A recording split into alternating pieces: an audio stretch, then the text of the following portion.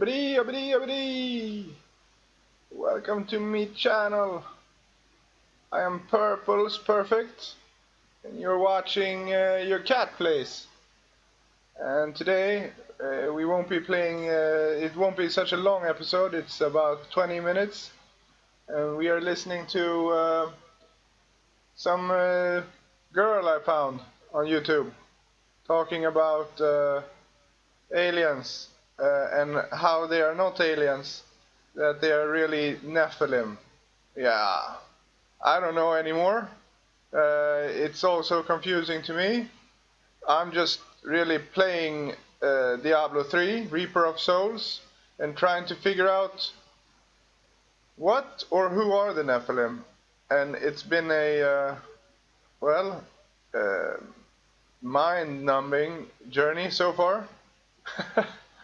But it's fun. So we're gonna continue. And it's normal. I turn on the music first. So, music, maestro. Oh, there we go. Yeah, that's the music. And then we go.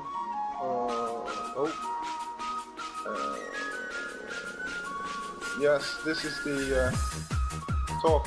Turn it on. Hi everybody, this is Lisa Hello? Haven, and Lisa Haven. this really awesome document was brought to my attention, and it just verifies the information on UFOs and obviously Nephilim, according to the Bible. So here's your website, and I'll leave a link on the bottom for that. Okay, that's good. But basically, it's WikiLeaks cable confirm existence of extraterrestrial life.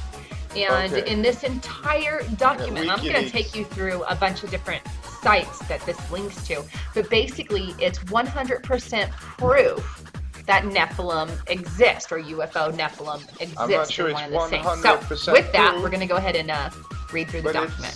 So here it goes. Interesting. We're already halfway through 2013, and the world continues to wake up to the fact that we are not alone in the universe.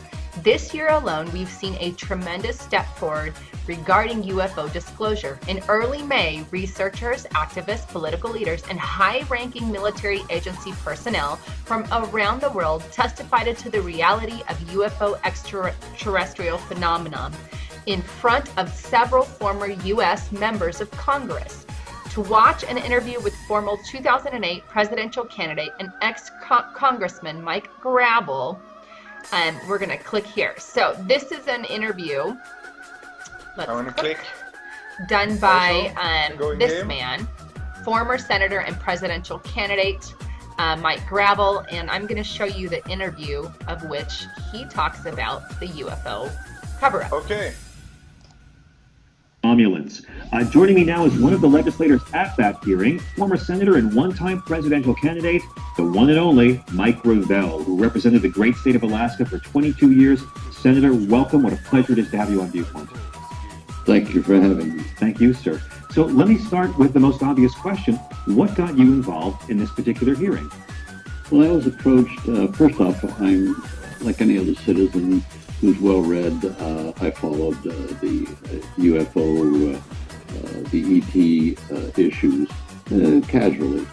But I was approached 2 weeks ago if I would be part of this hearing.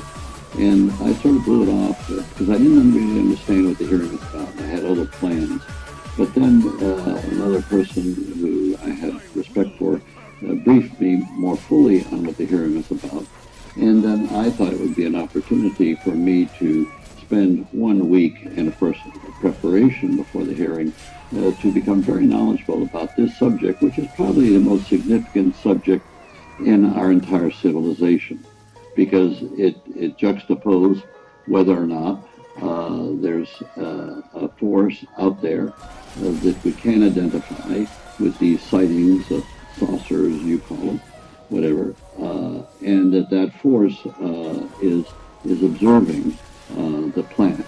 And I've now, after the testimony and the research that I've done, I think that this hearing is extremely worthwhile, and there's no question about it that the government of the United States is in total denial of this. And of course, we've had several smoking guns to show that this denial is ridiculous. Well, all right, so there you have it. He is all out admitting, that there is something going on. Now, What? during Admitting? that He doesn't particular know hearing anything. with Who's that guy? Mike Gravel, he wasn't the only one. Here it says you can watch interviews with all the senators that participated in the event here. So let's click here. Just because someone's And a here it senator is. doesn't UFO know disclosures doesn't mean they know continue it. as former UF senators add testimony. Well, let's hear what they have to say. Now, in regards to that hearing, this is Congressman Merrill Cook's thoughts on kind of what happened. And we're going to start a little bit into the video, but here we go. I'm convinced of these sightings, the truthfulness. I have no doubt about what these people are testifying. I'm not saying everything they're saying is true, but much of what they're saying as far as the objects they're saying are true. And we have clearly unexplained objects out there that our government recognizes. Where I'm not sure we've totally met the burden of proof is whether those have extraterrestrial origins. Now there's been some there'll be some more testimony. I understand from one of the witnesses that's going to be appearing that he can maybe make me a little more convinced. And that's where I'm not saying it can't happen by anyone, but I guess my opinion is more like the British ministry's position, that I think it could be an explanation, and I'd like to know if it's a highly probable explanation. All right, so there you have it. He admits that they're seeing UFOs in the sky, and he also is not closing the idea that it's extraterrestrials. And like he said, he could be convinced. But let's see another testimonial. Here is Congresswoman Lynn Woosley of Democrat of California. Here's her thoughts on the hearing.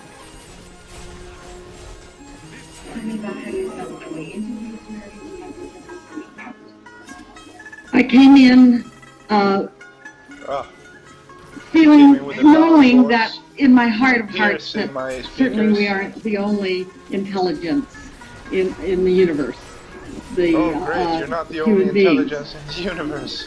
That's good, and what I came in wanting to learn more about was the transparency in our government, and this is the perfect subject to prove how disclosure in some instances are impossible, and how threatened people feel when they have information that our government doesn't want out.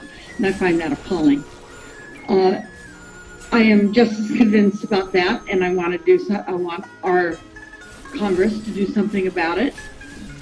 And it's almost impossible to be a skeptic after these amazing witnesses of caliber and intelligence and experience to be a skeptic about whether or not there are alien beings in the other worlds around us.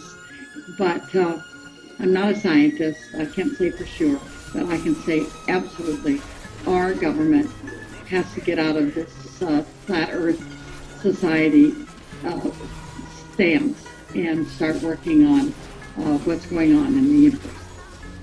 All right, there you have it from Lynn Woosley and her view on that. But here's another one. Let's check her out. This is Congresswoman Darlene Hooley on her thoughts.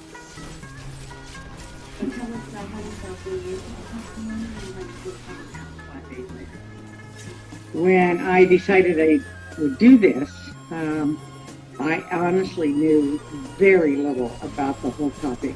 I mean, I remember Roswell, I remember the cornfields and how they were around, and I remember some of those things, but I really didn't even know how much of a topic it is, how many people were doing research in this area, and the experiences they had. So I came to learn and listen, which I have done.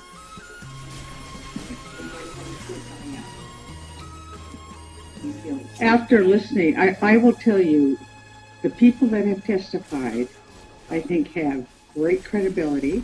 I think they have been fabulous. And I have learned so much.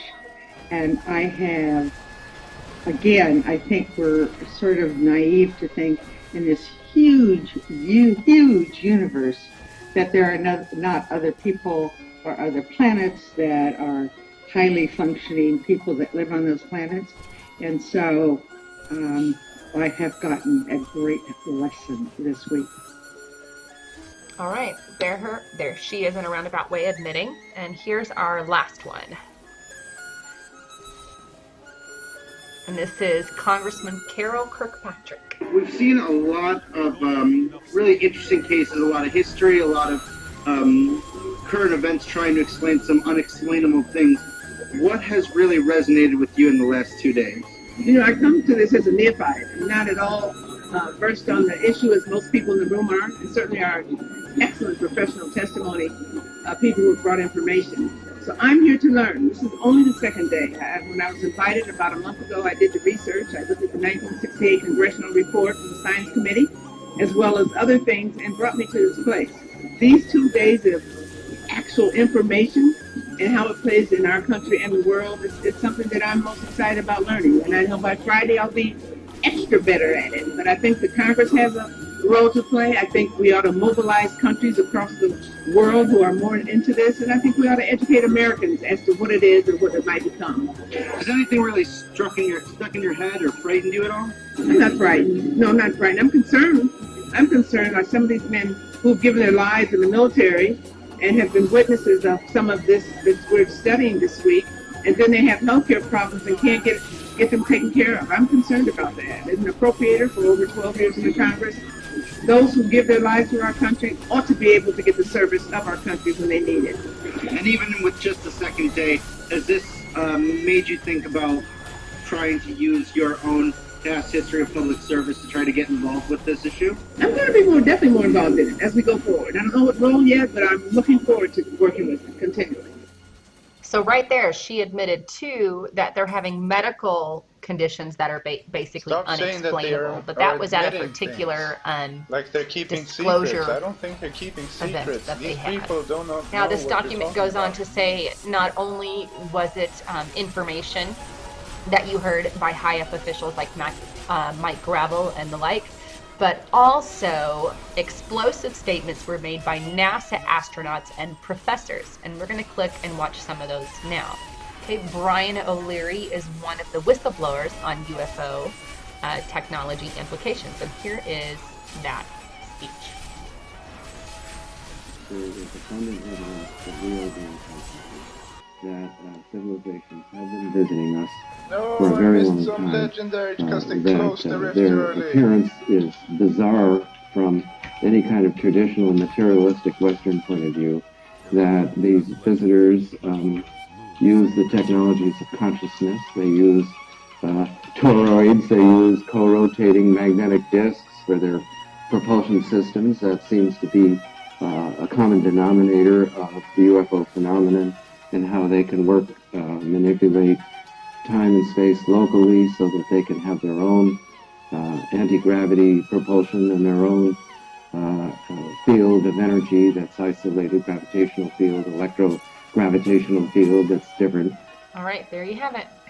Here's another one. Edgar Mitchell, Apollo 14 astronaut, testifies to extraterrestrial visitors. August has entered And the game. I'll leave a link to this one so you can read Nice. about it and watch his documentary. But basically, he's just admitting UFO Nephilim are real. But back to this document. Not only has the world heard from all of these credible people, it has also been privy to official documentation releases by dozens of governments worldwide that outline the reality of the UFO phenomenon. Documents indicate that UFO are of concern to governments, and they put a significant amount of time, effort, and resource into studying them. And there's hundreds, literally, of documents that I've talked about in the past. Project Blue Planet Project, I believe, and some others. The Yellow Book, just tons. I can't think of them all off the top of my head. But apart from government agencies like the National Security Agency, also released official files regarding UFOs. and we can view that here. So we're going to click over and view that document. Right, as you can tell based off the link above, this is nsa.gov, public information on what? UFOs! So, and it talks about an unidentified aircraft, yada yada. And you're going to notice in this document, top secret, most of it is blacked out. They don't want the information of what really happened getting out. So, as you can tell, this is, you know, how far up the UFOs. The radar tracked one UFO moving over 37. The following information has been provided, and they're blocking that out, blacking it out. Certainly, these are classified documents to a point, but as you can tell, what they've released is not good enough to tell exactly what's going on. But it talks about what they saw, how fast things were going, increases in altitude, and the like, and the visual sightings right here. But basically, these are some of the documentations proving that they have had these unidentified flying objects. And there'll be a link to this, too, if you want to read it on your own. But I wasn't able to gather more than UFO sightings because half of it is, like I said, just blacked out. All right, so let's go back. It's now a fact that UFO are tracked on radar, performing maneuvers that defy our idea of physics. Jets are constantly scrambled to take a closer look at them. There is no longer a conspiracy theory, it's a fact. Release of files began early in 2007 with the UK, among others. Since then, they've released thousands of pages every year, with the latest one published in June 2013. I believe there's some 2014 now, too. And you can click them here. This is the UK National Archive on UFO documents. If you look up here, nationalarchives.gov.uk, and they are very specific that there are UFO files, and people still try to say that they're not there, but you can actually, all these files here are UFO documents. You actually have to purchase them, but you can purchase them and buy the official documentation. I think, you know, it's not very expensive. It's like, you know, depending on, in UK money, $3.30, but American money maybe a little up or down that. But that kind of gives you an idea that the documents are real and you can buy them from the archive. All right, but let's go back.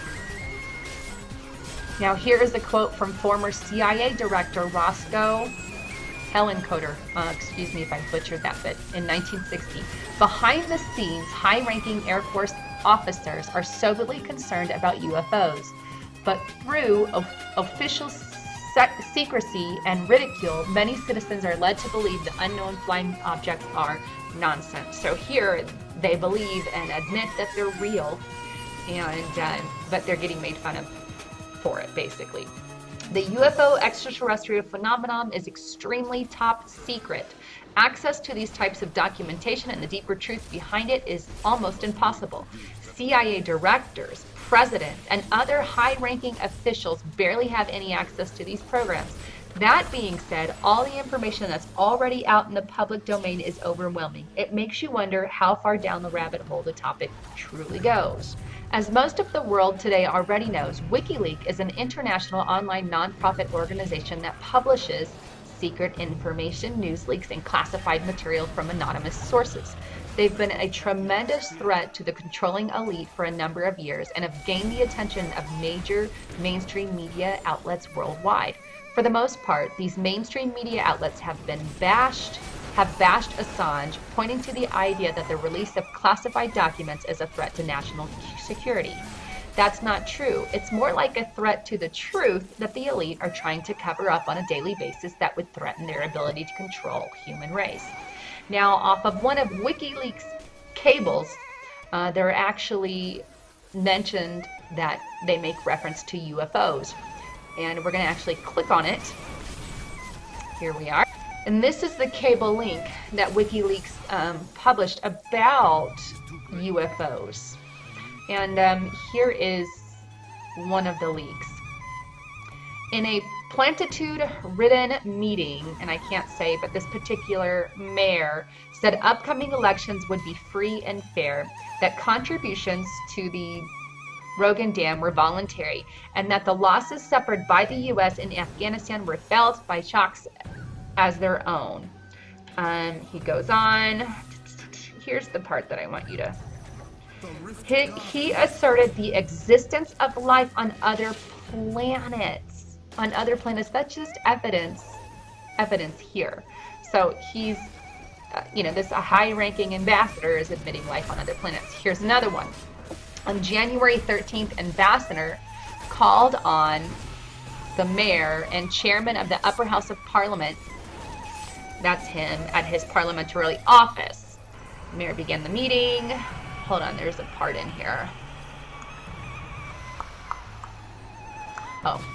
And he also said, we know there is life on other planets, but we must make peace here first. So there's his statement on that. But you can read this. I'll leave links. But basically, they're admitting that there's life on other planets. And that's just what I want you to note from high-ranking officials. So hopefully I've covered tons of information on UFOs and Nephilim as I believe, and I know that's what they are. And I don't apologize for taking a biblical stance on that, but the aliens, UFO, are Nephilim of the Bible. It's what makes sense, and the Bible puts it together along with other things, and this is what it is. So with that, I just want to do a closing statement by our ex-president, Clinton, on UFOs. Saw that there were aliens there. Would you tell us? Yeah. You would? Well, I think, look, what do we know? We know now we live in an ever-expanding universe. We know that there are billions of stars and planets literally out there, and the universe is getting bigger. We know from our fancy telescopes that just in the last 2 years, more than 20 planets have been identified outside our solar system that seem to be far enough away from their suns and dense enough that they might be able to support some form of life. So it makes it increasingly less likely that we're alone. Oh, you're trying to give me a hint that there are aliens. No, I'm trying to tell you I don't know. But if we were visited someday, I wouldn't be surprised. I just hope that it's not like Independence Day. Yeah, right. All right, so there you have it in a roundabout way. All right, well, this is Lisa Havens signing off. Yeah, and this is Purple's Perfect signing off. You can have a nice time until I come back. Have a nice time.